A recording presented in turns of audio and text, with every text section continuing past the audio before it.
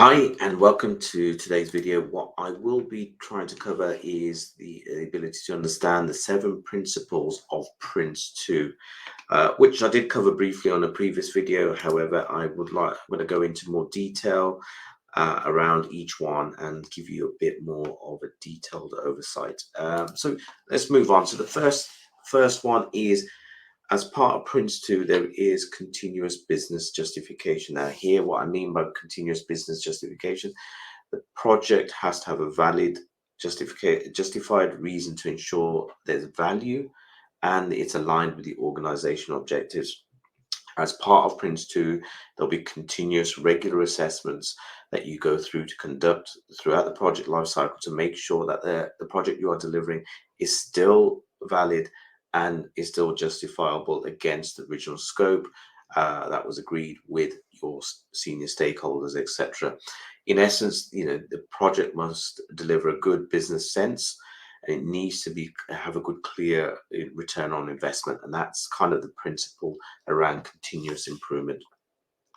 Next is really learn from experience. Now, this is basically lessons learned. The good thing, one of the really good things about PRINCE2, and very unfortunately not adopted by a lot of people, is lessons learned.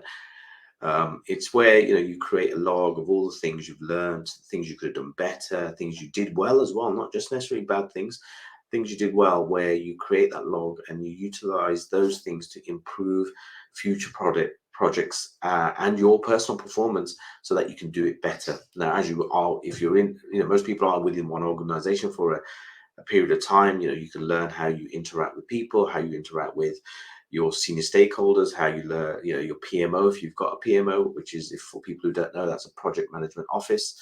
And you learn from that, document how you do things better, not simply for others to learn, but more from a project perspective. You are learning more detail about how you can improve, which makes you more efficient, which makes the deliverable a lot easier.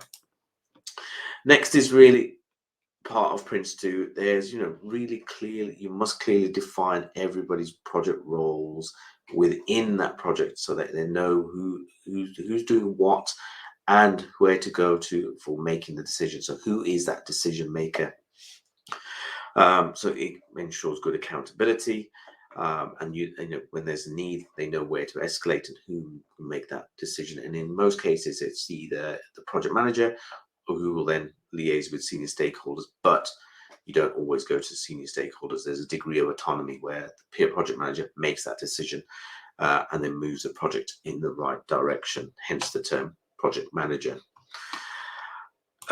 Next is managing by stages. Now, it's always good to break down the project into more manageable chunks so that it actually, if you've got a complicated project, you break it down to manageable chunks, which you deliver, which again helps to predefine the objectives and the deliverables. And it enables better control. You can review it better. You can make decision making a lot simpler, and it encourages you to progress. Your progression is aligned with the team as well, because you're on either this stage or whatever stage you are all working on the kind of same page and understanding what your expected delivery, etc., for that stage is, because it's clearly defined and understood.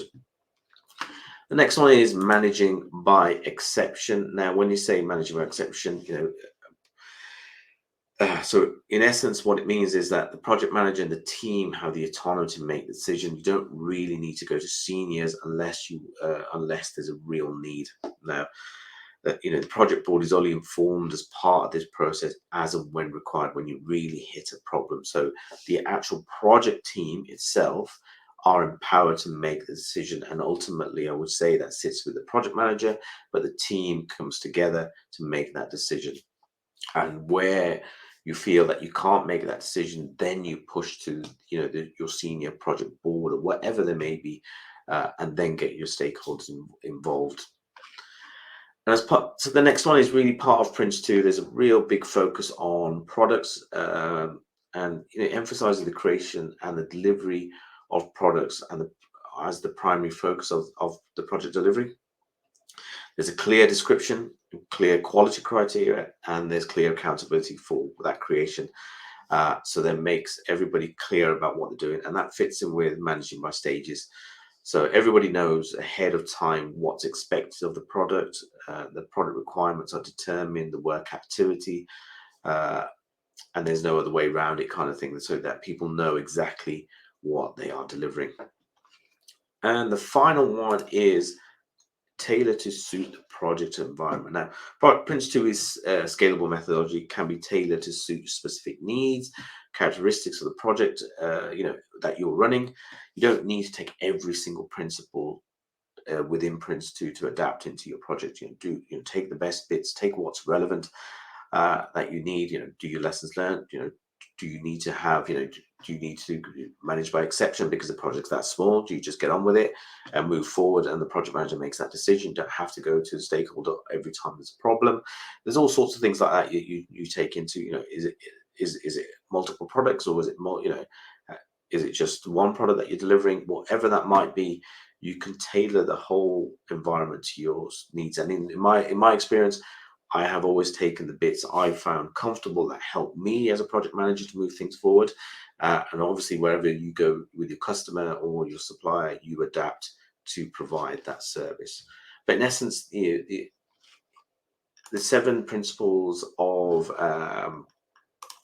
project management within Prince2, don't forget, our continuous business justification, learn from experience, get your clear defined roles and responsibilities, manage by stages, manage by exception, and then focus on products, and finally tailor to suit the project environment. So adjust it to meet your requirements.